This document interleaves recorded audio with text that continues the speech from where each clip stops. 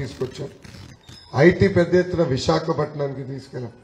అంటే ఒకే దగ్గరికి వస్తే ఇబ్బందులు అవ్వచ్చు అన్న ఆలోచనతో 2019లో జగన్మోహన్ రెడ్డి గారు పాదయాత్ర చేస్తూ ఒక్క అవకాశం అని ఒక మాయమాట చెప్పారు. ఆ మాయమాటకి 5 కోట్ల ఆంధ్రులు పడిపోయారు. ఈరోజు ఆ ఒక్క అవకాశానికి ఒక్క తరం కాదు 30 సంవత్సరాలు ఆంధ్ర రాష్ట్రం వెనక్కెళ్ళింది. ఈరోజు ఏ ఒక్క పారిశ్రామికవేత్త వచ్చి ఆంధ్ర రాష్ట్రంలో మేము పెట్టుబడి పెడుతున్నాం అని చెప్పే పరిస్థితి లేకుండా పోయింది. చివరికి మన రాష్ట్రంలో పెట్టాల్సిన పెట్టుబడులు ఒరిస్సాకి వెళ్ళిపోయినాయి. ఒరిస్సా ఈనాడైనా ఊహించామా ఆంధ్ర రాష్ట్రంతో ఒరిస్సా పోటీ పడుతుందని? ఒరిస్సాకి పెట్టుబడులు వెళ్ళిపోతున్నాయి. విశాఖపట్నానికి రావాల్సిన రూపాయి పెట్టుబడి ఒరిస్సాకి వెళ్ళిపోతుంది. అమరావతి కానివ్వండి, ఇతర ప్రాంతాలకు రావాల్సిన పెట్టుబడులు హైదరాబాద్కి వెళ్తున్నాయి. రాయలసీమలో రావాల్సిన పెట్టుబడులు చెన్నై, బెంగళూరుకి వెళ్ళిపోతున్నాయి. దీనివల్ల నష్టపోయేది ఎవరు? మన పిల్లలు. అంటే శాశ్వతంగా ఉద్యోగాలు, ఉపాధి కావాలంటే పక్క రాష్ట్రాలకు వెళ్లాల్సిన పరిస్థితి మళ్లీ వచ్చేసింది. ఈనాడు ఇలాంటివి లేదు. బాబు గారు ముఖ్యమంత్రి ఉన్నప్పుడు పేపర్ తెరిస్తే రోజుకొక పరిశ్రమ కంపెనీ పెట్టుబడి వచ్చేది. ఈ ప్రభుత్వ అధికారులకు వచ్చిన తర్వాత పేపర్ తెరిస్తే మర్డర్లు, ఆత్మహత్యలు, గంజాయి. ఇదే న్యూస్ ఆంధ్ర రాష్ట్రం. అంటే ఏ స్థాయికి మనం దిగజారిపోయా ఒక్కసారి మనందరం ఆలోచించాల. పెద్దలు అన్నట్టు ఇది ఫస్ట్ కమ్యూనిటీ అమరావతి ప్రకటించిన తర్వాత ఏర్పడింది. అందరూ ఆశతో వచ్చారు. ప్రాంతం అభివృద్ధి చెందుతుంది, పిల్లలకి మంచి భవిష్యత్తు ఉంటుంది. దానికి ఒక స్పీడ్ బ్రేకర్ పడింది 2019లో. కనీసం ముఖ్యమంత్రి గారి ఇల్లు కరెక్ట్గా ఇక్కడ నుంచి 100 మీటర్ల దూరంలో పడలేదు. ఆయన నివసిస్తున్న ప్రాంతం చుట్టుపక్కల కూడా నీరు అందించలేకపోతున్నారు. ఆయన ఇంటి ముందర రోడ్డు ఒక 10 సార్లు వేసి ఉంటారు తల్లి. అంటే ఆయన ఎప్పుడు బయటికి రాడు, వచ్చినప్పుడు చెట్టు నచ్చదనుకుంటా, మళ్ళీ కొత్త చెట్టు తెస్తారు. అదేంటి నాకు అర్థం.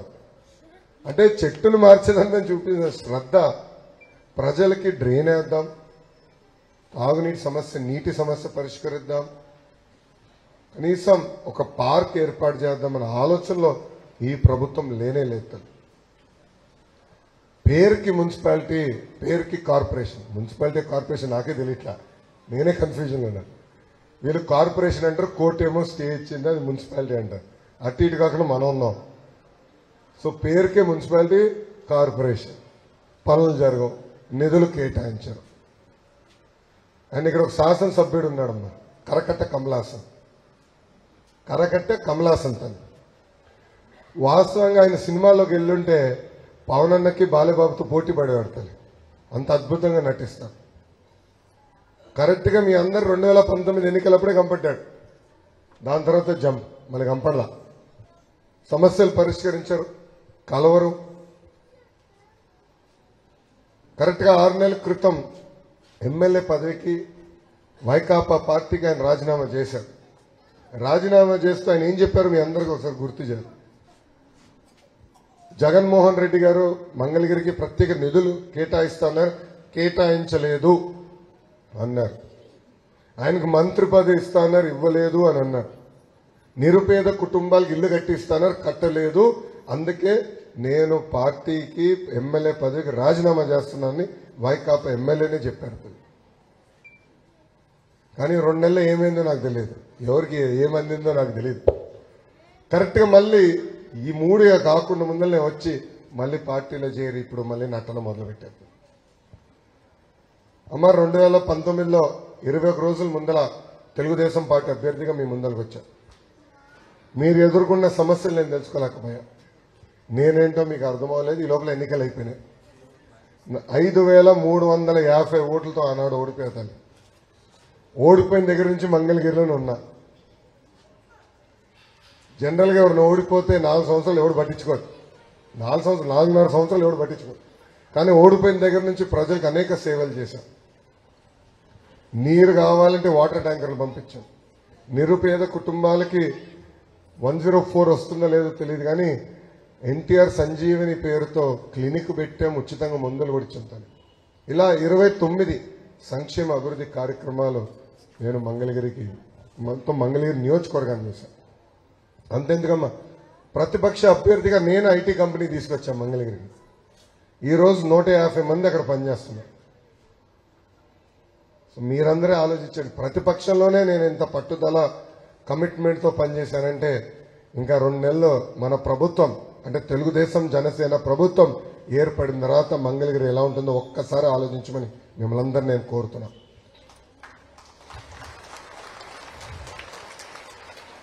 భారతదేశంలో 4000 ఎమ్మెల్యే స్థానాలు ఉన్నాయండి.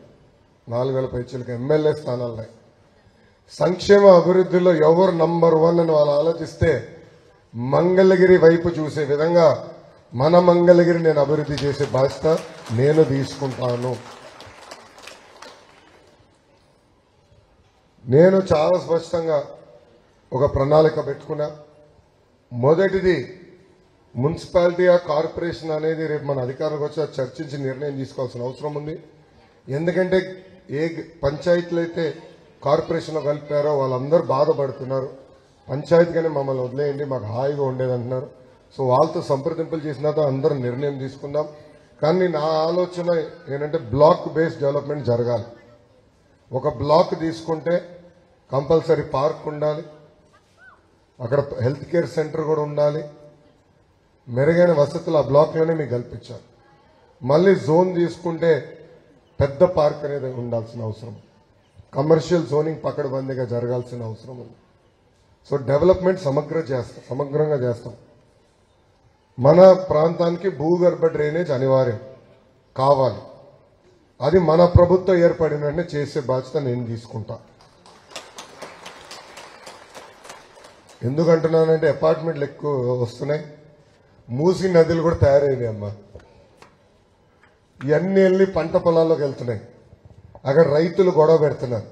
అంటే భూగర్భ డ్రైనేజ్ చేసి ఈటీపీ ప్లాంట్లు పెడితే ఈ ప్రాబ్లం ఉండదని.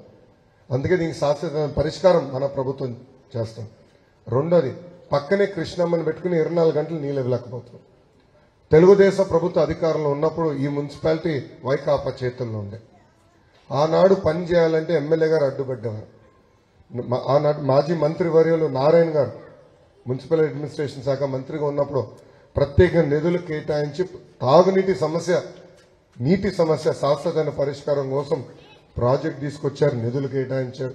ఈ ప్రభుత్వం అది గాలికి వదిలేసింది. మా లక్ష్యం ఒకటి, 20 సంవత్సరాలు గ్రోత్ రేట్ తీసుకుంటాం మన మున్సిపాలిటీ కార్పొరేషన్. దాన్ని బట్టి ఎంత నీళ్ళు అవసరం, ఎంత కెపాసిటీ పైప్ లైన్ వేయాలి అది బేరీ చేసుకుని నీటి సమస్యకి శాశ్వతమైన పరిష్కారం మన ప్రభుత్వం చూపిస్తుంది తల్లి. ఇంతేకాకుండా నేను ఆలోచిస్తున్నా, ఇంకా చేనేత సోదరులకి ప్రత్యేకంగా వీవర్స్ చాలా చేపించాం. అంటే వాళ్ళ ఆదాయం 3 రెట్లు పెంచాలన్న ఆలోచనతో లేటెస్ట్ మగ్గాలు తీసుకొచ్చి చేశాం. మంగళగిరిలో ఎక్కువ మంది స్వర్ణకారులుగా కూడా ఉన్నారు. అంటే న్యాచురల్ అడ్వాంటేజ్ మనకుంది. పెద్దవారు స్వర్ణకారులు కూడా, మంచి జ్యువెలరీ షాప్ ఉన్నవారు. అన్నగారితో కూడా ఈ పొద్దునే మేము ఆడుకున్నాం కలిసి వచ్చినప్పుడు. స్వర్ణకారులుగా ఎట్లా ఆ వృత్తిని ఎలా ప్రోత్సహించాలి, ఎందుకు Mangalagiri gold hub of south ఇండియాగా మారకూడదు, అనేక పరిశ్రమలు తీసుకురావాలి, ప్రైవేట్ రంగంలో పెట్టుబడి తీసుకురావాలి.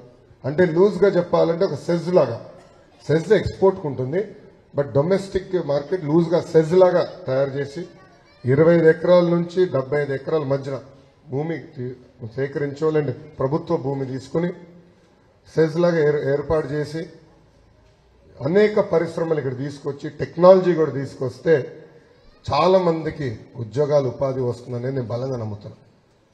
అంటే ఒక స్వర్ణకారులుగా గోల్డ్ వర్కర్ వాళ్ళు నమ్ముకున్నారు, గోల్డ్ వర్క్ని నమ్ముకున్నారు. 30,000 మంది దానిపైన ఆధారపడి ఉన్నారు. కరెక్ట్గా మనం చేస్తే యువకులు కూడా అనేక ఉద్యోగాలు వస్తాయి. అంటే డిజైనింగ్లో వస్తుంది, ప్రొడక్షన్లో వస్తుంది, ఆంటర్‌ప్రెన్యూర్స్గా తయారవచ్చు. ఇతర రాష్ట్రాలకే కాదు ఇతర దేశాలకి ఆభరణాలు పంపించే అవకాశం మనకు కలుగుతుంది. సో అది ఒక ఆలోచన. రెండోది ఐటీ. నేను పంచాయతీరాజ్ మరియు ఐటీ శాఖ మంత్రిగా ఉన్నప్పుడే ఐటీ పరిశ్రమలు వచ్చినాయి. ఆటో నగర్లో అనేక ఐటీ కంపెనీలు తీసుకొచ్చాం. దానికి కారణం ఇక్కడి నుంచి అనేక మంది అమెరికాకి వెళ్ళారు, యూరోప్కి వెళ్ళారు. తిరిగి వాళ్ళ సొంత భూమికి ఏదో చేయాలని ఆలోచన ఉన్నప్పుడు భూములు కేటాయించాం, వాళ్ళకి అనేక వసతులు కల్పించాం. ఈరోజు అయ్యే కంపెనీలు నడిచే పరిస్థితి. కోడిగుడ్డు మంత్రి అయిన తర్వాత ఆమ్లెట్ వేసే పనిలో ఉన్నాడు తప్ప ఒక్క పరిశ్రమ తీసుకురాల. అసలు మన పరువు తీశాడు ఈ కోడిగుడ్డు మంత్రి. అరే పరిశ్రమలు ఎక్కడున్నాయి అబ్బా అంటే కోడి ముందులు వచ్చిందా గుడ్డు ముందులు వచ్చిందా అని చర్చిస్తాడు. విశాఖపట్నానికి ఒక్క పరిశ్రమ తీసుకెళ్ళాడు. ఎంత దారుణం అంటే ఒక వ్యక్తి బతికేదానికి, అంటే ఒక ముఖ్యమంత్రి ఉండేదానికి 500 కోట్ల రూపాయలు ఖర్చు పెట్టి ఇల్లు కడతారని. 500 కోట్ల రూపాయలు. దాంట్లో ఏముందో నాకే తెలియట్లా. 2 నెలల తర్వాత అన్ని బయటపడతాయి. అంటే బంగారం తలుపులు ఉన్నాయా లేదంటే బంగారం కమోడ్ ఉందా నాకు తెలియట్లేదు తల్లి. 500 కోట్లే. అదే 500 కోట్ల రూపాయలు మంగళగిరి కోసం ఖర్చు పెడుతుంటేనా డ్రైనేజ్ మొత్తం అయిపోయింది తల్లి. ఇప్పటికి భూగర్భ డ్రైనేజ్ మొత్తం అయిపోయింది. ఓకే, అది వద్దనుకుంటే అసలు నీటి సమస్య మొత్తం పరిష్కారం అవుతుంది అని చేయాల. ఇంకో పక్కన ముఖ్యమంత్రి గారు హెరాస్మెంట్ తెలుసు. రాక ఆయన ఇంటి బయటికి అడుగు పెడితే మొత్తం ఆపేస్తారు. అసలు కిటికీలు కూడా తెరవకూడదంట. పోలీసులు వస్తారు, అటువైపు అంతా కిటికీలు మూసేస్తారు తల్లి. అదేంటి నాకు అర్థం. షాపులన్నీ మూసేస్తారు, అంటే ఒక యుద్ధ వాతావరణం కల్పిస్తారు. మళ్ళీ అమరావతి కండవ కప్పుకుని జయ అమరావతి బ్యాజ్ చేసుకుంటే ఇమీడియట్ గా పరదాలు కట్టేస్తారు. అది ఎంత భయపడుతున్నారో చూడండి. ఇలాంటి పరిస్థితులు ఉండకూడదు. మన ప్రాంతం అభివృద్ధి చెందాలి. మన నియోజకవర్గం ఒక ఆదర్శ నియోజకవర్గం లాగా నిలబడాలనేది అందరి లక్ష్యం. తప్పనిసరిగా మొత్తం ఆంధ్ర రాష్ట్రమే కాదు భారతదేశం మంగళగిరి వైపు చూసే విధంగా మంగళగిరి నేను అభివృద్ధి చేస్తానని ఈ సభాముఖం మీ అందరికి నేను హామీ ఇస్తూ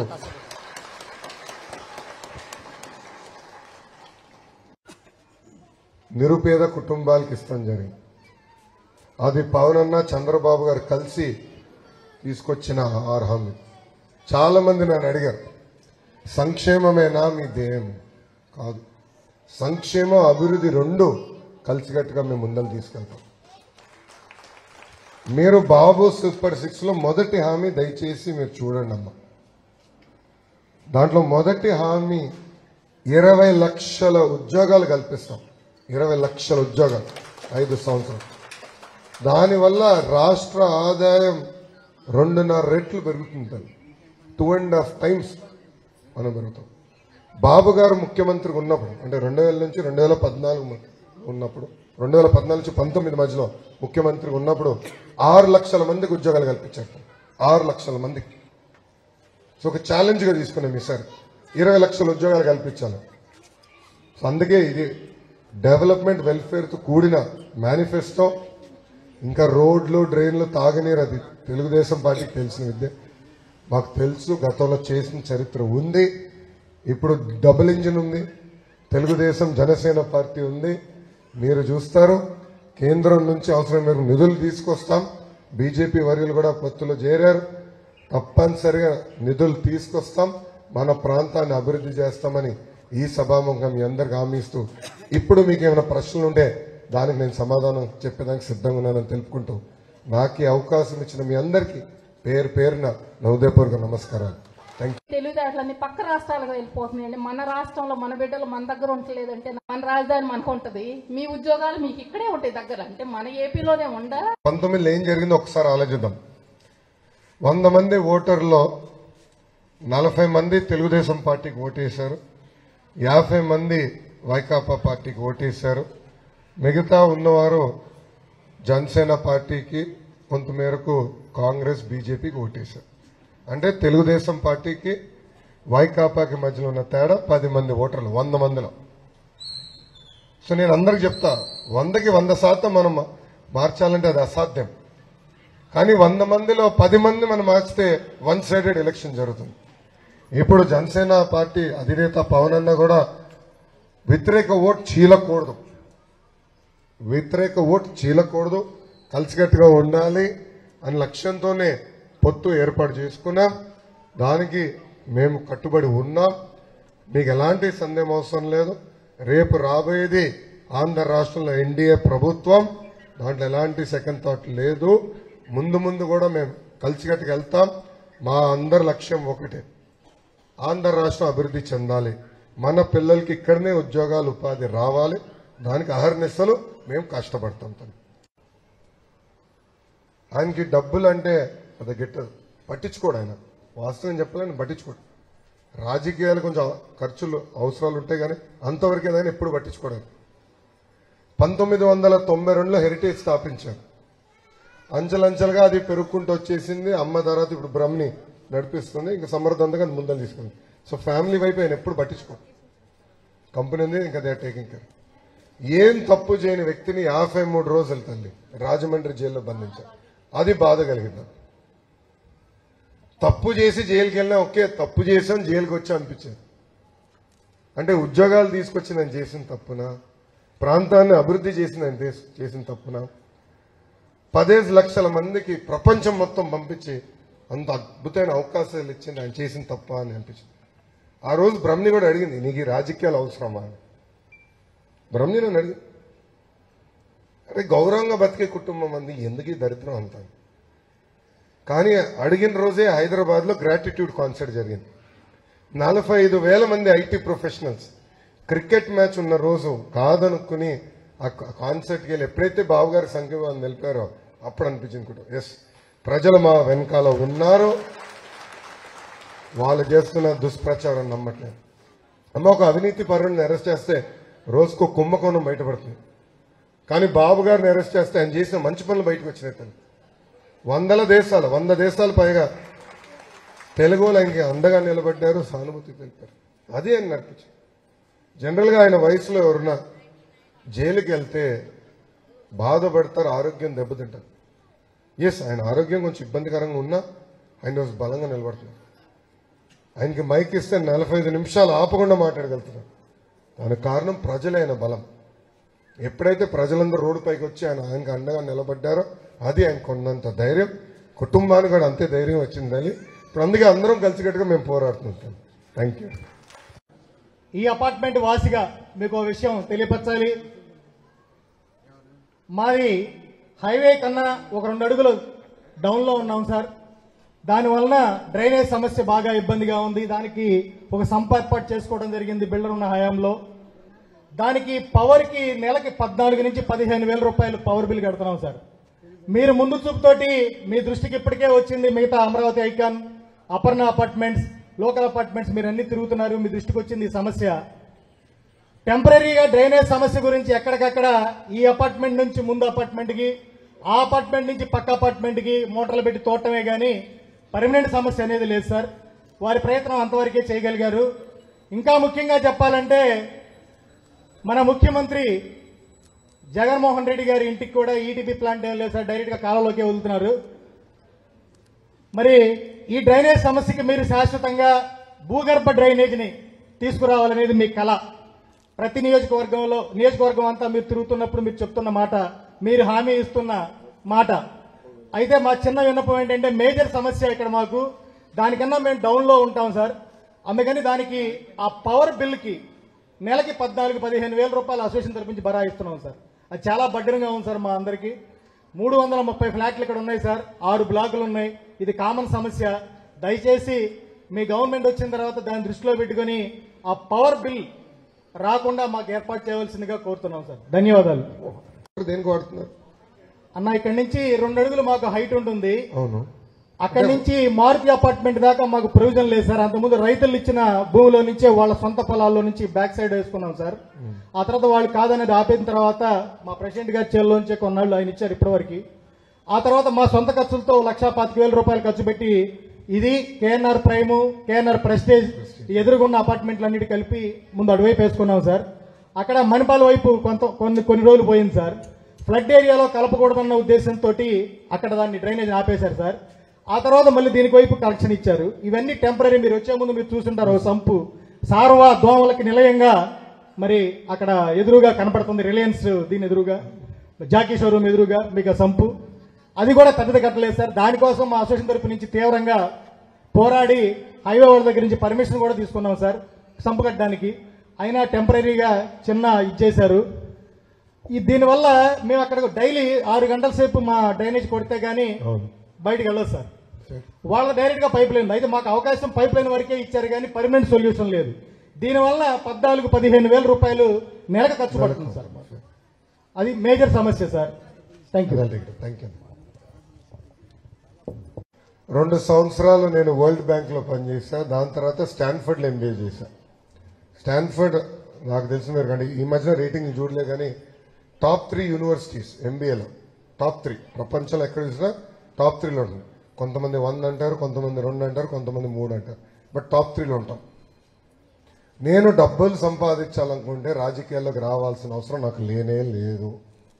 నేను హాయిగా వ్యాపారం చేసుకుంటూ ఉండొచ్చు. నేను ఇప్పుడు పడుతున్న కష్టాలు 10% చేస్తే వ్యాపారాన్ని 10 రెట్లు నేను పెంచగలుగుతాను. ఆ శక్తి నాలో ఉంది. 5 సంవత్సరాలు నేను హెరిటేజ్ ఈడీగా పనిచేశాను.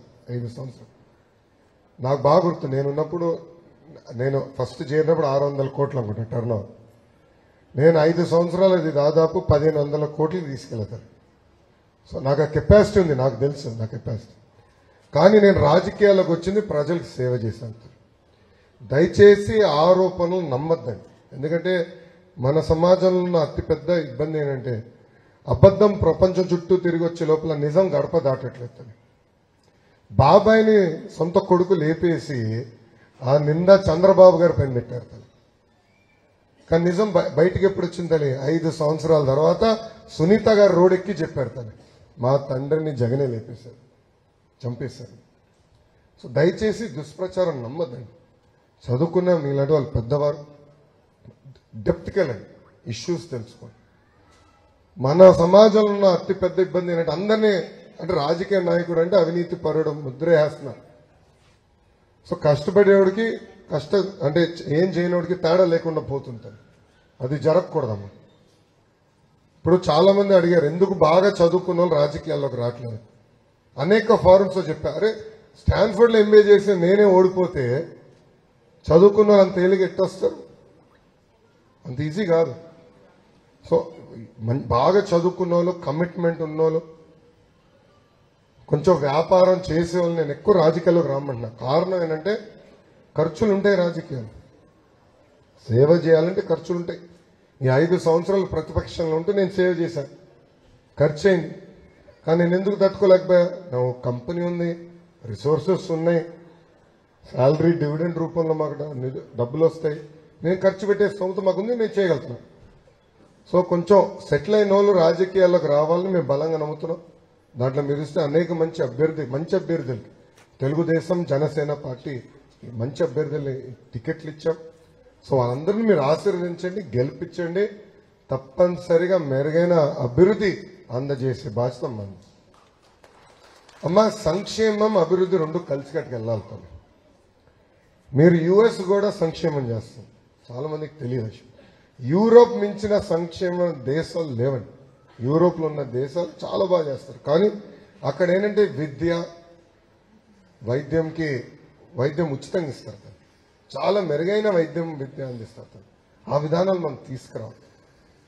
సో పన్ను ద్వారా మనం కట్టే డబ్బులకి ప్రభుత్వం మనకి ఇచ్చే మౌలిక సదుపాయాలకి మిస్ మ్యాచ్ ఉంది. అది రోజు మా ఇంట్లో కూడా చర్చ జరుగుతూ ఉంటుంది. సో ఈ మిస్ మ్యాచ్ ఉంటుంది. సో దీనిపైన ప్రజాప్రతినిధుల పైన ఒక భారం ఉంది, బాధ్యత ఉంది. ఏంటంటే కట్టే పన్నుకి ఇచ్చే వసతులకి తేడా ఉంది, అది తగ్గించాల్సిన బాధ్యత కూడా ఉంటుంది. సో మెరుగైన వసతులు కల్పించే బాధ్యత మన ప్రభుత్వం తీసుకుంటుంది. ఇప్పుడే తల్లి డ్రగ్స్ గురించి కూడా మాట్లాడినాం. అమ్మ తాడేపల్లి పట్టణంలో ఎప్పుడు లేని విధంగా గంజాయి దొరుకుతుంది. ముఖ్యమంత్రి గారి ఇంటి చుట్టూ గంజాయి దొరుకుతుంది. నిన్న ఎన్టీఆర్ కట్ట అంటే కరెక్ట్ గా ప్యారలల్ రోడ్ అటు పక్కన అక్కడ గ్రామస్తులతో అంటే అక్కడ నివసిస్తున్న వాళ్ళతో నేను మీటింగ్ పెట్టుకుంటే వాళ్ళు కూడా అదే గొడవ. అక్కడ ఉన్న వాళ్ళందరూ నిరుపేద కుటుంబాలు, వాళ్ళ ప్రతి కుటుంబంలో ఒకడు గంజాయికి బానిసలైపోయారు. అంటే పిల్లల్ని బాగా చదివించి ప్రయోజకులుగా మార్చాలనుకుంటే ఈ గంజాయి బ్యాచ్ వచ్చి వాళ్ళు గంజాయి అలవాటు చేస్తున్నారు. ఇది ఇక్కడనే కాదు తల్లి, రాయలసీమ వరకు వెళ్ళింది. చిత్తూరు జిల్లాలో చంద్రగిరిలో నేను అనేక మంది తల్లులు నేను కలిసా, వాళ్ళ బాధలు విన్నా.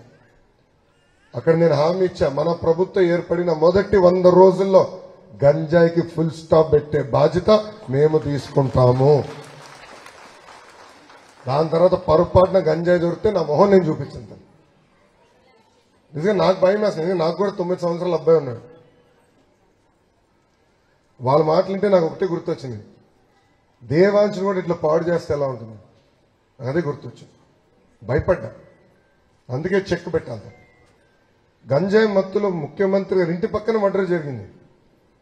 గంజాయి మత్తులో ముఖ్యమంత్రి గారి ఇంటి పక్కన స్కూటర్లు ఇట్లా పార్క్ చేస్తే తగలబెట్టారు. తల్లిదండ్రుల పైన చేస్తున్నారు. చూడండి ఎంత అన్యాయంగా తయారైంది. దయచేసి ఇది మీరు గుర్తుపెట్టుకోండమా. మొదటి 100 రోజుల గంజాయికి నేను ఫుల్ స్టాప్ పెడతాను. Thank you. ఈ ఏరియా మొత్తం అంటే ఇక్కడ ఉన్నటువంటి ఏరియాని పర్యవేక్షిస్తే తాడేపల్లి ఏరియాని ప్రధానంగా చాలా ఘోరమైన పొజిషన్ ఏంటంటే ఈరోజు ఎదుగుతున్నటువంటి పిల్లలకి ఆడుకోవటానికి సరి అయినటువంటి ప్లే గ్రౌండ్ లేస్తారు. మానసికంగా ఎలా వికసిస్తారు వాళ్ళు ఆడుకోకుండా ఉంటే. కేవలము ఈ అపార్ట్మెంట్ కల్చర్ రావటం వల్ల ఆడుకోవడానికి ప్లేస్ లేక వాళ్ళు మానసికంగా ఏదో చిన్న చిన్న ఆటలు ఆడుకుంటున్నారు. మా టైంలో అయితే ఆడుకోవడానికి పెద్ద పెద్ద గ్రౌండ్లు ఉన్నాయి. కాబట్టి ఇది ప్రధానమైనటువంటి సమస్యగా మీరు టేక్ ఓవర్ చేయాలని సాల్వ్ చేయాలని కోరుకుంటున్నాను. తర్వాత మరి ఒక పెద్ద సమస్య, ఇక్కడ మరణించిన వాళ్ళకి దగ్గరలో ఏ మతమైనా సరే వాళ్ళకి శ్మశాన వాటిక లేదు సార్. దాని మీద కూడా మీరు కొంచెం కాన్సన్ట్రేషన్ చేయాల్సినటువంటి అవసరం ఉందని తెలియజేస్తున్నాను సార్. అందుకే నేను 2 ప్లే గ్రౌండ్లు పెట్టించా, ఒకటి తాడేపల్లిలో, ఒకటి మంగళగిరిలో. ప్రతిపక్షంలో ఉంటూ ప్రైవేట్ స్థలాల్లో వాళ్ళని అడిగి రిక్వెస్ట్ చేసి వాళ్ళ స్థలాల్లో మేము ప్లే గ్రౌండ్ ఏర్పాటు చేశాం. తాడేపల్లికి వచ్చి ఇక్కడ నుంచి 200 మీటర్ దూరంలో పెట్టాం. అంటే పర్ఫెక్ట్ ప్లే గ్రౌండ్ కాదు కానీ బేసిక్ ఇన్ఫ్రాస్ట్రక్చర్ క్రియేట్ చేసాం. మంగళగిరి అయితే దాదాపు ఒక 4-5 ఎకరాల్లో పెట్టాం ప్లే గ్రౌండ్. అక్కడ రోజుకి 600-700 మంది వెళ్తారు అక్కడికి. సో పార్క్ ప్లే గ్రౌండ్ విలువ నాకు తెలుసు, దాంట్లో ఎలాంటి డౌట్ లేదు. అందుకే ఈ బ్లాక్ డెవలప్మెంట్ ఏదైతే చెప్పాను, అంటే బ్లాక్ డెవలప్మెంట్లో చిన్న గ్రౌండ్ ఉంటుంది, బట్ జోన్ డెవలప్మెంట్కి వచ్చి పెద్ద ప్లే గ్రౌండ్ ఏర్పాటు చేస్తాం. చుట్టుపక్కల అద్భుతమైన కొండలు కూడా ఉన్నాయి, హైకింగ్ పార్క్స్ కానీ అన్నీ ఏర్పాటు చేయాలనేది ఇప్పటికీ నాకు ఆలోచన వచ్చింది. అది రేపు ఫారెస్ట్ డిపార్ట్మెంట్తో సంప్రదింపులు చేసి తప్పనిసరిగా హైకింగ్ ట్రైల్స్ కానీ మన మున్సిపాలిటీలో ఆర్ కార్పొరేషన్, నాకే కన్ఫ్యూజన్ ఉంది, ఇంకా మున్సిపాలిటీ/కార్పొరేషన్లో ప్లే గ్రౌండ్లు ఏర్పాటు చేసే బాధ్యత నాది. Thank you. ఇంకా శ్మశానం గురించి కూడా చెప్పారు. ఏ మతవారు అయినా కూడా శ్మశానాలు లేవు. హిందూ వారికి హైదరాబాద్లో మహాప్రస్థానం అని ఫీనిక్స్ వాళ్ళు అద్భుతంగా డెవలప్ చేశారు కాన్సెప్ట్. అది నేను చూశాను. గుంటూరులో ఒకటి అది వాళ్ళే డెవలప్ చేశారు. తప్పనిసరిగా అలాంటి కాన్సెప్ట్ మళ్ళీ తాడేపల్లి మంగళగిరికి తీసుకొచ్చే బాధ్యత నాది. Thank you. నేనేనండి, మేము మాజీ సైనికుడు. మీరు కమాండ్ రాష్ట్రంగా ఉన్నప్పుడు హైదరాబాద్లో డిఫెన్స్ కాలనీలని వాళ్ళకి కొంత పర్సెంటేజ్ కొన్ని బెనిఫిట్స్ ఇచ్చేవాడు. మన రాష్ట్రం వచ్చిన తర్వాత వాళ్ళ గురించి పట్టించుకోవట్లేదు. దాని గురించి మీరు ఏం చేస్తారో మన గవర్నమెంట్ వచ్చినాక తెలపగలరని ఆశిస్తున్నానండి. నమస్తే సార్. మాజీ సైనికులు నన్ను కలిశారు పాదయాత్రలో. నేను ప్రత్యేకంగా వాళ్ళు కొన్ని హామీలు ఇచ్చాను. ప్రధానంగా వాళ్ళ వెల్ఫేర్ కోసం ఒక కార్పొరేషన్ ఏర్పాటు చేస్తాను నేను గతంలోనే హామీ ఇచ్చా, దానికి కట్టుబడి ఉన్నా. రెండోది, మాజీ సైనికులకి ఉమ్మడి రాష్ట్రంలో హైదరాబాద్లో ఆసుపత్రి అన్ని ఉండేది, ఇప్పుడు ఆంధ్ర రాష్ట్రం లేకుండా పోయింది. సో ఆ హాస్పిటల్ కూడా ఏర్పాటు చేసే బాధ్యత మేము తీసుకుంటామని చెప్పాను. ఈ 2 నా దృష్టికి తీసుకొచ్చి దీని 2 కట్టుబడి ఉన్నాం. ఆ కాలనీల విషయంలో అది మనందరం మాడుకోవాలి. అంటే అవసరమైన మేరకు ఇల్లు కట్టించి ఇవ్వాలనేది తెలుగుదేశం పార్టీ నినాదం. అది విల్ టేక్ ఇట్ అప్ అన్న. Thank you. సమస్యలో చంద్రశేఖర్ అని అందరూ చెప్పారు, పెద్దలందరూ చెప్పారు. ముఖ్యంగా మన పార్టీ అధికారంలోకి రావాలంటే ముఖ్యంగా సూపర్ 6 అనేది ప్రతి ఓటర్ మైండ్లోకి పోవాలి సార్. స్టాలిన్లో చిరంజీవి చెప్పినట్టు ఇక్కడికి వచ్చిన ప్రతి ఒక్కరు కూడా ఒక ముగ్గురికి, పక్కింటి వాళ్ళకి కావచ్చు, ట్రావెలింగ్లో ఉండొచ్చు, ఫ్లైట్లో వెళ్ళొచ్చు, వాళ్ళకి ప్రతి ముగ్గురికి ఈ సూపర్ 6 అనేది వాళ్ళకి మైండ్లోకి తీసుకెళ్తే మనం సక్సెస్ అవుతాం సార్. అదేవిధంగా మీరు కూడా ఎమ్మెల్యే కాబోతున్నారు, ఇంకా దాంట్లో డౌట్ ఏం లేదు. లాస్ట్ టైం డెఫిసిట్ 5,000 వచ్చింది, కానీ ఇప్పుడు 100% మెజార్టీ పైనే వస్తుంది.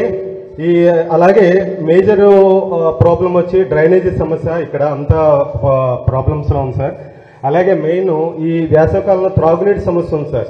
మనకే కాదు ప్రైవేటు స్లమ్ ఏరియాస్లోనూ అట్లా మీరు ట్యాంకర్ల ద్వారా కొద్దిగా ఈ తాగునీటి సమస్యని ఈ వేసవికాలంలో మీరు సమస్యను పరిష్కరిస్తే మీరు మామూలుగా ఇప్పుడు మేము అనుకునేది ఏంటంటే 55 to 1 lakh మెజార్టీ వస్తుందని మా అంచనా, కానీ ఇంకా గొప్ప మెజార్టీ వస్తుంది సార్.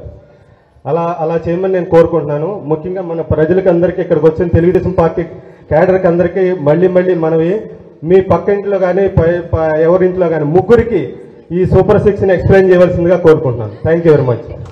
వచ్చి 4 చేశాం అన్నట్టు పన్నుల భారం పెరుగుతుంది తప్ప ట్యాంకర్లు పెరగట్లేదు. ఈ కార్పొరేషన్లో నీరు అందించాలి, మౌలిక సదుపాయాలు కల్పించాలి, ఇవ్వట్లేదు. సో అందరికీ అన్న ట్యాంకర్లు అనేది కట్టుబడి ఉన్నాం, ఆల్రెడీ తిరుగుతున్నాయి. దాన్ని కూడా ఆపేదానికి వాళ్ళు అనేక ప్రయత్నాలు చేశారు. అన్న క్యాంటీన్ 3 నడిపిస్తుంటే అది కూడా ఆపేదానికి ప్రయత్నించారు. బట్ ఎలక్షన్ కమిషన్ దృష్టికి తీసుకెళ్ళాం. మేము మా పేర్లు పెట్టాం కానీ నీరు ఇస్తున్నాం ఆపద్దండి అని వాళ్ళు చెప్పాము. తొందరలోనే వాళ్ళు పర్మిషన్ ఇస్తారని నేను ఆశిస్తున్నా. ట్యాంకర్లు తప్పనిసరిగా 4 నేను వి విల్ కంటిన్యూ. నోట్ కొత్తది అంటే 5వది పెట్టాలంటే వాళ్ళు ఒప్పుకోపోవచ్చు. బట్ ఆ 4 మేము తప్పనిసరిగా నడిపిస్తాం. అమ్మ బస్ స్టాప్ గురించి మీరు అడిగారు తల్లి, ఇట్ విల్ బి డన్. నేను రాసుకున్నాను, I will take care of it. Thank you. నా పేరు విజయ్ కుమార్ సార్. సమాజంలో మనిషి సగటు వయసు పెరిగింది, సీనియర్ సిటిజన్స్ సంఖ్య బాగా పెరిగింది కాబట్టి సీనియర్ సిటిజన్స్ వెల్ఫేర్ స్కీమ్స్ కూడా మీరు ఆ దృష్టిలో పెట్టుకుని ప్రతిపాదిస్తే బాగుంటుంది. అది ఆ సజెషన్ చెప్దామని అనుకుంటున్నాను. నేను ఒకసారి మీటింగ్ పెట్టుకోవాలి. బాబు గారు వయసులో సీనియర్ సిటిజన్ కానీ ప్రవర్తనలో టీనేజరే. స్పీడ్గా పరిగెడతాడు ఆయన, డౌట్ లేదు. ఆయన ఎవర్ గ్రీన్ యూత్ ఉంటుంది. ఇప్పుడు బెంగళూరు, హైదరాబాద్ ఇవన్నీ మనం రన్ చేస్తున్నాం బిజీ షెడ్యూల్లో. బట్ అదే డ్రీమ్ ఇప్పుడు లాస్ట్ టైం చంద్రబాబు నాయుడు గారు ఉన్నప్పుడు 14 కంపెనీస్కి అసైన్ చేశారు మంగళగిరిలో. But none of the MNC company was right here because వాళ్ళకి అష్యూరెన్స్ అనేది లేదు. సో నా సైడ్ నుంచి యాజ్ ఒక ఐటీ ఎంప్లాయీగా నేను కోరుకునేది ఏంటి అంటే మీరు ఇవ్వాల్సిన ఇన్సూరెన్స్ ఒక ఎంఎన్సీ ఇక్కడ మీరు స్టార్ట్ చేసిన after 5 years if the government is sustainable or not, మీరు అనేది మీకు మేము ఉన్నాము అనే భరోసా రావాలి. ఇప్పుడు ఫర్ ఎగ్జాంపుల్ లాస్ట్ టైం మీరు ఈ ప్రగతి తీసుకున్నారు, మీరు ఉన్నప్పుడు I was sure because one of the example of మీ అనమాట. నేను డైరెక్ట్గా చూసాను. బికాస్ ఎందుకంటే వాళ్ళకి చాలా హ్యూజ్ శాలరీస్ ఇచ్చారు ఎట్ దాట్ టైం. అది కంపేర్ చేస్తే హైదరాబాద్లో కూడా ఆ టైంలో అంత హ్యూజ్ శాలరీస్ లేవు. విజయవాడలో అంత హ్యూజ్ శాలరీస్ వచ్చినాయి. But right now no one is having that type of situation అనమాట. ఇప్పుడు ఫర్ ఎగ్జాంపుల్ హెచ్సిఎల్ తీసుకున్నాం. హెచ్సిఎల్లో మన బీపీఓసే వస్తున్నాయి కానీ జెన్యున్గా రన్ అయ్యే పెద్దగా మనకి సాఫ్ట్వేర్స్ అనేది ఏవి రన్ అవ్వట్లేదు. సో ఎంఎన్సీస్ ఏదైనా ఫ్యూచర్లో సస్టైనబుల్గా ఉండేలా కావాలి. మా హెచ్సిఎల్ హెస్ 2 units. మన మేధా టవర్స్ లో ఉంది State Street. State Street is doing BPO. But HCL కి నేను మంత్రిగా ఉన్నప్పుడు భూమి కేటాయించాం. అక్కడ డెవలప్మెంట్ వర్క్స్ జరుగుతున్నాయి. There almost close to I think 5,000 employees if I'm right. 5 to 7,000 మధ్యలో ఉన్నారు. లాస్ట్ కౌంట్ నాకు తెలియదు. పాదయాత్ర ఉన్నప్పుడు వాళ్ళని కలిసి, ఎందుకంటే అటు నుంచి వెళ్ళా కనుక ఐల్ చెక్ దట్. బట్ మన ఆలోచన ఏంటంటే మన ప్రభుత్వాన్ని major chunk of core IT is going to come to into Vizag. Because social ecosystem, IT కావాల్సిన సోషల్ ఎకో సిస్టమ్ మొత్తం వైజాగ్లో ఉంది. బట్ దాని తర్వాత spill over impact will come to Amaravati. There is no second thought about it. And నేను ఎప్పుడైతే ఇక్కడ theme based development అంటే అరౌండ్ గోల్డ్ అండ్ జ్యువెలరీ ఏదైతే నేను ఒక ప్లాన్ ఏర్పాటు చేశాను Mangalagiri, that will create a lot of IT jobs. Because in terms of designing, research, testing, lot of jobs will get created. I promise you on that. So I will create lot of IT jobs in Mangalore. అమ్మ bigger problem ఏంటంటే ఈ ప్రభుత్వ అధికారులకు వచ్చిన తర్వాత అంతా negative decisions తీసుకున్నారు. Power purchase agreements రద్దు చేశారు. కియాకి ఆనాడు మనం అగ్రి అయిన ఇన్సెంటివ్స్ ఇవ్వకుండా వాళ్ళని ఇబ్బంది పెట్టారు. దానివల్ల మన రెప్యుటేషన్ పోయింది, రాష్ట్ర పరువు పోయింది. So we need to rebuild it. 2014లో 0లో మొదలయ్యాం. 10 సంవత్సరాల తర్వాత -30లో మొదలవుతున్నారు. కనీసం 0లో మొదలైనా ఈజీగా ఉంటుంది, బట్ -30లోను. ఈరోజు ముఖ్యమంత్రి గారు డావోస్కి వెళ్తే ఒక్క పారిశ్రామికవేత్త కూడా వచ్చి కలిసే పరిస్థితి లేకుండా పోయింది. ఒక్కరు కానీ ఒక్కరు కలవట్లా. Lost the reputation. So we need to rebuild that. ఇప్పుడు బాబు గారు అంటే ఒక బ్రాండ్ అండి. బాబు గారు అధికారంలో ఉన్నా అవుట్ ఆఫ్ పవర్ ఉన్నా ఆయన ఒక బ్రాండ్గా గుర్తిస్తారు. దానికి కారణం ఆయన పాలసీస్, ఆయన చేసిన పనులు. సో ఆయన మళ్ళీ ముఖ్యమంత్రి అవుతారు 2 నెలల్లో. మళ్ళీ ఆగిపోయిన పనులని మనం ప్రారంభించాలి. మళ్ళీ ఆంధ్ర రాష్ట్ర బ్రాండ్ ని కలిసికట్టుగా we need to build. Last but not least, I was expecting all the best for your career and future. We need to compete with developed countries and then aspire to be number 1 in the world. Why not? అంటే తెలుగులో ప్రపంచం మొత్తం వెళ్ళిపోయారు. ఏ IT company చూసినా ప్రపంచంలో పెద్ద పెద్ద IT కంపెనీలు కూడా సీఈఓ పొజిషన్లో తెలుగు వాళ్ళు ఉన్నారు. ఆంటర్‌ప్రెన్యూర్స్గా తయారయ్యారు, రియల్ ఎస్టేట్ చేస్తున్నారు. కానీ మన దగ్గర రావట్లా ఆ success. You have to create that success. మన వాళ్ళు ప్రపంచం మొత్తం వెళ్ళిపోతున్నారు, కానీ మన భూమిలో నంబర్ 1 చేయలేకపోతున్నాం. సో కలిసికట్టుగా చేయాలి. Will do that. ఓట్ ద్వారా మీరు అష్యూరెన్స్ ఇవ్వాలమ్మా. మీరు ఎప్పుడైతే వైకాపా పార్టీకి 10 కన్నా తక్కువ ఎమ్మెల్యే స్థానాల్లో గెలిపిస్తారో అప్పుడు ఇన్వెస్టర్ కమ్యూనిటీ కాన్ఫిడెన్స్ వస్తుంది. అమ్మయ్యా ఇంక ఈ మహానుభావుడు రాడు, రాష్ట్రం సరైన దారిలో ఉందని. మీరందరూ చూసారు లేదో, ఎలక్ట్రల్ బాండ్స్ పైన చర్చ జరుగుతుంది. One of the largest donor to YCP is lottery company అండి. లాటరీ అండ్ బెట్టింగ్ కంపెనీ 160 కోట్ల రూపాయలు ఇచ్చాడు బాండ్స్ ద్వారా ఒక్క వ్యక్తి. సో మొన్న నేను తిరిగి వచ్చాను మంగళగిరికి. మొన్న నాకు మీడియా మిత్రుడు, నేషనల్ మీడియా మిత్రుడు ఫోన్ చేసి, ఏంటబ్బా లాటరీ కంపెనీకి ఆంధ్రాకి ఏంటి సంబంధం, మీకు లాటరీ లేదు కదా అని అడిగాడు. నాకు తెలియదు, అసలు నువ్వు చెప్పారు నాకు తెలియదురా నైనా, అన్ని బాండ్లు వచ్చినాయి, నేను రీసెర్చ్ చేస్తాను. వాళ్ళు 2020లోనే పాలసీ తీసుకొద్దాం ట్రై చేశారంట, లాటరీ తీసుకొద్దాం. Government wanted to legalize gambling in Andhra Pradesh. Can you believe it? అంటే గంజాయి చాలంట వాళ్ళకి. ఇప్పుడు లాటరింగ్ గ్యాంబ్లింగ్ కూడా తీసుకొద్దాం.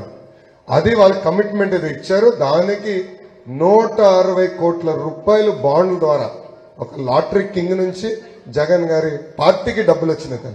160 crores.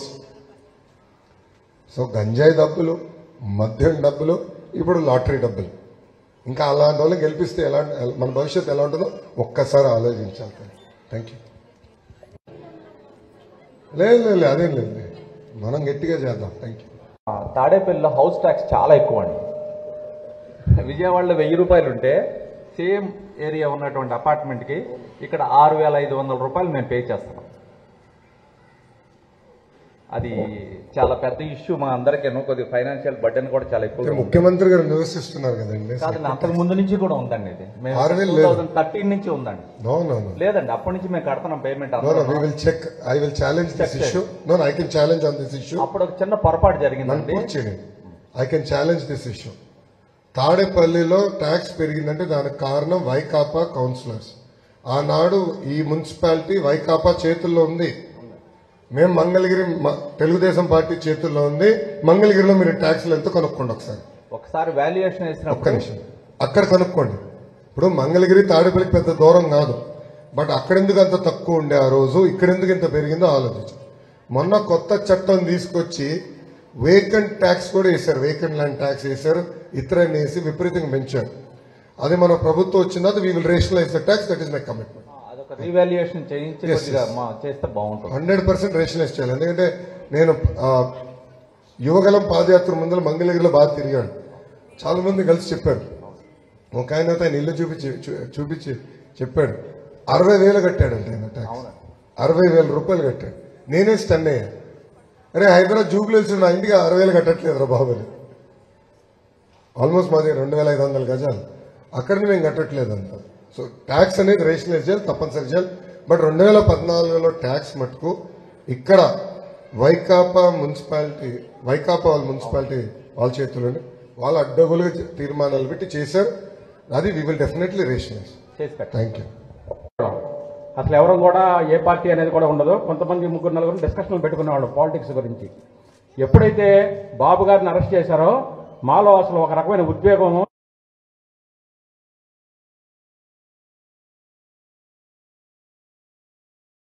వచ్చింది మనకి, ఎయిమ్సే వచ్చింది ఇంకే. అదే మణిపాల్ అట్టు ఉంది, ఎయిమ్స్ మన వెనకాల ఉంది. ఎయిమ్స్ పాపం అమ్మా సౌండ్ మంచి, వాళ్ళకి మంచి సౌండ్ ఇస్తాం, నాకేం తక్కువ ఇస్తాం. ఎయిమ్స్ కి పాపం, ఎయిమ్స్ కూడా నీ లెవెల్ అయ్యి ప్రభుత్వం, దానివల్ల అన్ని స్పెషలైజేషన్స్ వాళ్ళు ఓపెన్ చేయలేకపోతున్నారు. వాళ్ళని కూడా నేను కలిశాను, వాళ్ళు కూడా వాటర్ పార్క్లు వేయాల్సిన బాధ్యత మన ప్రభుత్వం పైకి వచ్చింది. అన్నా మీరు అన్నట్టు కరికులం కూడా రీవ్యాంప్ చేయాలి. కేజీ నుంచి పీజీ కరికులం కూడా రీవ్యాంప్ చేయాల్సిన అవసరం ఉంది. పాదయాత్రలు నేను పదే పదే చెప్పాను. కరికులంలో ప్రధానంగా మహిళల్ని గౌరవించాలి, మహిళలకు పెద్దపీట వేయాలి మనం చెప్పాలి. ఎందుకంటే ఈ ప్రభుత్వ అధికారులకు వచ్చిన తర్వాత ఎప్పుడు లేని విధంగా మహిళలపైన దాడులు కూడా పెరిగినాయి. సో కరికులంని బాగా బలోపేతం చేయాల్సిన అవసరం ఉంది. కరికులం అంటే కేవలం మ్యాథ్స్ కాదండి, సైన్స్ కాదు, సోషల్ రెస్పాన్సిబిలిటీ, సివిక్ రెస్పాన్సిబిలిటీ రావాలి. నేను కేరళ చూశాను, ప్రజలు ఎక్కడ ప్లాస్టిక్ రోడ్డు పైన వేయరండి. అంటే సివిక్ రెస్పాన్సిబిలిటీ ఎంత ఉందో చూడండి. మనమే అమెరికాకి వెళ్తాం, ఏమి రోడ్డు పైన వేయం, కానీ తిరిగి వచ్చిన ఫ్లైట్ దిగిన వెంటనే రోడ్డు పైన మనమే చెత్తేస్తాం. అంటే సివిక్ రెస్పాన్సిబిలిటీ మనలో పెరగాలి. అది చిన్నప్పటి నుంచి చెప్పాల్సిన అవసరం. దానికి ఈ solid waste management, liquid waste management ప్రభుత్వం ఏర్పాటు చేస్తుంది, అవి మనం చేద్దాం. బట్ ఎడ్యుకేషన్లో కూడా తీసుకురావాలనేది బలంగా నేను నమ్ముతున్నాను, దానికి మేము కట్టుబడదాం. అమ్మా ఈరోజు మీరు ఎదుర్కొన్న సమస్యలని విన్నాను, చాలా స్పష్టంగా నేను హామీలు ఇచ్చా. ఇవన్నీ సాధించాలంటే మీరేం చేయాలి తల్లి?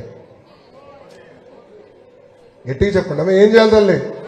ఓటేయాలి, ఓటేయాలి. దానికి వస్తుంది నెక్స్ట్. అమ్మా కొంతమంది ఇబ్బంది పెడతారు, పోలింగ్ స్టేషన్లో 1 గంట లేట్ అవ్వచ్చు, కానీ ఓర్పు సహనంతో మనం ఓటు వేయాలి తల్లి, ఓపికగా వేయాలి. వాళ్ళ ఆలోచన ఏంటంటే ఓటింగ్ స్లో చేద్దాం, ఇబ్బంది పెడితే తెలుగుదేశం పార్టీకి అనుకూలంగా ఉన్న ఓటర్లు రారు, ఓటు వేయరు అనేది వాళ్ళ కుట్ర తల్లి. దయచేసి ఇది గుర్తుపెట్టుకోవాలి. రెండో విషయం, 5350 ఓట్లతో నేను ఓడిపోయా, కానీ నేను కంచుకోట్లు ఎన్నుకోలే. పెనమలూరుకి వెళ్దామన్నో, కుప్పంకి వెళ్దామన్నో, భీమిలియర్ నార్త్కి వెళ్ళాలన్న ఆలోచన నాకు ఏనాడు రాలా. 2019లో రాలా, ఓడిపోయిన తర్వాత అస్సలు రాలా. ఓడిపోయిన దగ్గరనే మళ్ళీ గెలవాలి, ప్రజల మనస్సు గెలవాలని నేను పనిచేశాను. అందుకే ఏ మెజార్టీ అయితే నేను ఓడిపోయానో దాని పక్కన 0 పెట్టాడు. అంటే 53,500 ఓట్లతో మెజార్టీతో నన్ను ఆశీర్వదించండి, దీవించండి, శాసనసభకు పంపించండి. ఎప్పుడు లేని విధంగా నియోజకవర్గాన్ని నేను అభివృద్ధి చేస్తాను. పెద్దలు అనేక విషయాలు నా దృష్టికి తీసుకొచ్చారు. చాలా విషయాలు చిన్న చిన్న జియోల ద్వారా అయిపోయే పనులు, కొన్ని నిధులు అవసరం. అన్నీ ఒకే సంవత్సరంలో అవదు, నేను కూడా చెప్పట్లేదు అన్నీ అయిపోతే ఒకే సంవత్సరంలోనే. బట్ 5 years తీసుకుందాం. Priority works first phase, next priority second phase, అట్లా ఫేజింగ్ పెట్టుకుందాం. బట్ మన చేతిలో కొన్ని ఉంటాయి, పన్నులు, రేషనలైజేషన్, అవన్నీ తప్పనిసరిగా యుద్ధ ప్రాతిపదికంగా మన ప్రభుత్వం అంటే తెలుగుదేశం జనసేన ప్రభుత్వం చేస్తాం. ఓకేనమ్మా? సో 2 ఓట్లు ఉంటాయి తల్లి. మొదటి ఓటు ఎంపీ గారికి, రెండో ఓటు ఎమ్మెల్యేకి. ఎంపీ అభ్యర్థిగా పెమ్మసాని చంద్రశేఖర్ గారు మీ ముందులా ఉన్నారు. చంద్రశేఖర్ గారు గురించి 2 మాటలు చెప్పాలి. నిజంగా నేను కూడా ఇన్స్పైర్ అయ్యా ఆయనతో. 2014లో నర్సరావుపేట ఎంపీ ఆస్పిరెంట్గా వచ్చాడు ఆయన. అప్పుడు ఆయన వయసు 34, 35. కొన్ని కారణాల వల్ల ఆయనకు ఆ సీట్ ఇవ్వలేకపోయాడు. కానీ ఆయన పెద్ద ఫీల్ అవ్వలా. నో ప్రాబ్లం, పార్టీ ఫైనల్ అన్నాడు. వెళ్ళి 5 కంపెనీలు స్టార్ట్ చేశాడు. 10 సంవత్సరాలు 5 కంపెనీలు స్టార్ట్ చేశాడు. ఎక్స్ట్రీమ్లీ సక్సెస్ఫుల్ ఆంటర్‌ప్రెన్యూర్ అయ్యాడు. సో నవ్వుతా అన్నకు చెప్పా, చంద్రశేఖర్ అన్నకు చెప్పా, అన్న మీ కంపెనీలు 50% వాటా తెలుగుదేశం పార్టీకి ఇవ్వాలి మీరు అని. మా వల్లే మీరు 5 కంపెనీలు స్టార్ట్ చేశారు. మళ్ళీ తిరిగి నన్ను కలిసినప్పుడు నేను ప్రత్యక్ష రాజకీయాల్లోకి రావాలంటే చెప్పాను, అన్న రాజ్యసభ ఎంపీ అవ్వండి, మీకు సూట్ అవుతుంది, అమెరికా నుంచి వస్తున్నారు, ఎందుకు ఈ గోల్ అంటే లేదు, I want to fight in direct elections, నేను ఫైట్ చేయాలనుకుంటున్నాను, ప్రజలకు సేవ చేయాలనుకుంటున్నా, అసలు మొత్తం పార్లమెంట్ అభివృద్ధి చేయాలనుకుంటున్నానని చాలా క్లారిటీతో ఆయన ఉన్నారు. అందుకే తల్లి మనకున్న 2 ఓట్లు ఇక్కడ సైకిల్ గుర్తుకేసి తెలుగుదేశం జనసేన పార్టీ బలపరిచిన ఎంపీ అభ్యర్థిగా చంద్రశేఖర్ గారిని, ఎమ్మెల్యే అభ్యర్థిగా మీ లోకేష్ ని మంచి మెజారిటీ ఆశీర్వదించాలని, దీవించాలని మిమ్మల్ని అందరినీ నేను కోరుకుంటూ నాకు ఈ అవకాశం ఇచ్చిన మీ అందరికీ పేరు పేరున నా హృదయపూర్వక నమస్కారాలు, ధన్యవాదములు. ఈరోజు సండే, నాకు సాటర్డే సండే ఎప్పుడు పోయింది, పాదయాత్ర దెబ్బకి అన్నీ పోయినాయి. కానీ సండే రోజు కూడా ఇంత అర్లీగా మీటింగ్ ఏర్పాటు చేసిన పెద్దలందరికీ నా హృదయపూర్వక నమస్కారాలు తెలుపుకుంటూ మీ అందరి నుంచి సెలవు తీసుకుంటాను. జై తెలుగుదేశం, జై జనసేన, జై హింద్. Thank you. మన బిడ్డల భవిష్యత్తు అంతా కూడా ఇతర దేశాల్లో మన బిడ్డలు చాలా స్థిరపడిపోయి ఉన్నారు. అంటే నేను ఎందుకు ప్రత్యేకంగా దీని గురించి చెప్తున్నానంటే, ఈ మధ్య నేను కొంతమంది పెద్దల్ని కలిసినప్పుడు, అంటే ఎప్పుడు ఈ మంచి ప్రభుత్వం, ఈ ప్రభుత్వం పోయి మన ప్రభుత్వం ఎప్పుడు వస్తే ఇలాంటి డిస్కషన్ జరుగుతున్నప్పుడు ఈ మధ్య కలిసినప్పుడు వాళ్ళు ఏమంటారంటే, సార్ మాకు ఈ మధ్య వీసా వచ్చింది, నేను వెళ్తున్నాను అమెరికా, లేదంటే ఇంకోటి. ఏమంటే మీరు రాష్ట్ర అభివృద్ధి కోరుకునే వాళ్ళు మీరు వీసా వచ్చి అక్కడికి వెళ్తాం, ఇది కరెక్ట్ కాదు. అంటే నా అభిప్రాయం, అవసరమైతే మీ బిడ్డలను కూడా తీసుకురండి ఇక్కడికి, ఓటు మనం చేయించాలి ఇక్కడ. ఎందుకంటే ఈ వైసీపీ పాలనలో చాలా వెనకబడిపోయి ఉన్నాం, మనం తప్పనిసరిగా దానికి కట్టుబడి ఉండాలి అని చెప్తున్నాను. దయచేసి ఇక్కడ పెద్దలు కూడా ఉన్నారు, ఏమైనా వీసాలు అలాంటివి ఏమైనా వచ్చి ఉంటే క్యాన్సిల్ చేసుకోండి, అలాగే మీ బిడ్డలను కూడా తీసుకురండి. మన ఓటు ఇక్కడ బలంగా వేయించాలి. దేనికంటే ఆ రోజున బాబు గారు ఇక్కడ ఒక సింగపూర్ తరహా అభివృద్ధి చేయాలనే తలంపుతో ఫ్లైట్ కూడా ఇక్కడి నుంచి ఇతర దేశాలకు ఫ్లైట్, అలాగే ఇక్కడి నుంచి అమెరికా వెళ్ళే వాళ్ళకి కూడా డైరెక్ట్, అంటే మనం మామూలుగా అమెరికా వెళ్ళాలంటే హైదరాబాద్ వెళ్ళో లేదు బాంబేలో అక్కడ చెక్కిన లగేజ్లు, ఇక్కడి నుంచి కారులో సుమోలో పెద్ద పెద్ద లగేజ్ వేసుకొని ఇబ్బంది పడేవాళ్ళు. కానీ ఈ రోజున మన గన్నవరం ఎయిర్పోర్ట్లోనే మనం లగేజ్లు పెట్టుకొని, అంటే ఇది ఒక ముందు చూపు, ఎంత అభివృద్ధి ఎంత ముందు చూపుతో ఆయన చేశారు. అంటే అదంతా మనం దృష్టిలో పెట్టుకున్నాం. ఆ రోజు సింగపూర్ ఫ్లైట్ వేసి కూడా సగం మంది ఖాళీ ఉన్నా సగం గవర్నమెంట్ పెట్టుకుంది ఆ రోజున. ఈ రోజున ఈ గవర్నమెంట్ వచ్చిందాక అసలు సింగపూర్ ఫ్లైటే తీస్తారు ఇక్కడ నుంచి, ఇంకా ఇతర దేశాలకు ఎన్ని వచ్చాయో. ఆ రోజు అంత ముందు చూపుతూ రాష్ట్ర ప్రభుత్వం, తెలుగుదేశం పార్టీ ప్రభుత్వం ఉన్నప్పుడు సగం ఛార్జీలు పెట్టుకొని నడిపిన సందర్భాలు ఆ రోజున. దయచేసి గమనించి, దయచేసి ఎవరన్నా ప్రయాణాలు ఎలాంటివి ఉంటే, అంటే ఇక్కడ ఎక్కువ మనం ఉంటాం కాబట్టి చెప్తున్నాను, దయచేసి ఆపుకొని ప్రతి ఒక్కళ్ళు ఇన్స్పిరేషన్గా అందరికీ సొసైటీని ఇన్స్పిరేషన్ చేసి మనం రేపు బలంగా ఓటు వేయాలి. మనం లోకేష్ బాబు గారిని భారీ మెజార్టీలో గెలిపించాలని చెప్పి మా తరఫున, జనసేన పార్టీ తరఫున మేము ప్రారంభంగా కోరుకుంటా ఉన్నాం. Thank you. జై జనసేన.